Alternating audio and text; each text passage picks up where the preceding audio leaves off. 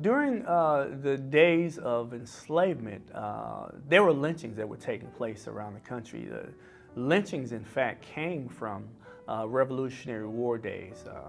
There was a judge whose name was Lynch, and he believed that the criminal justice system didn't give people enough punishment. And so what he would do in his court is he would give people extra punishment. So he would have people whipped publicly, he'd have people tarred and feathered, things of that nature. And that became known as Lynch's Law. And as people moved further into the interior of what would become the United States, they took that principle with them. So there became this idea of vigilante law, extrajudicial law enforcement. And that became something that was very common. But eventually, when slavery ended, a majority of the victims began to become blacks instead of whites. You had Hispanics who were lynched, you had Native Americans who were lynched. But really, in the years after the Civil War, particularly the 1870s, 1880s, you had this huge upsurge in the number of lynchings. And it was basically instituted in that particular way as a mechanism to control blacks.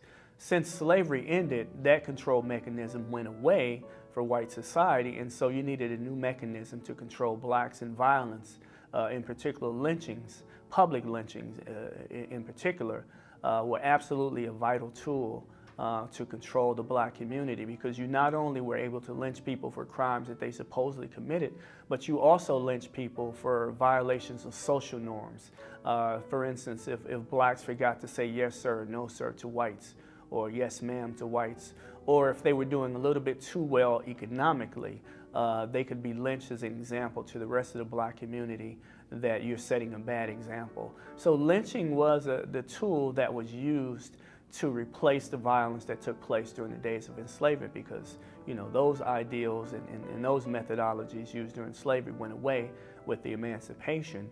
But there were still people who wanted to control blacks, and they felt that these tools from slavery would still be effective, and they extended that to use lynchings, which was a part of a system that evolved from public executions. For many, many years, there were public executions throughout the country, and so lynchings really mirrored those public executions that took place.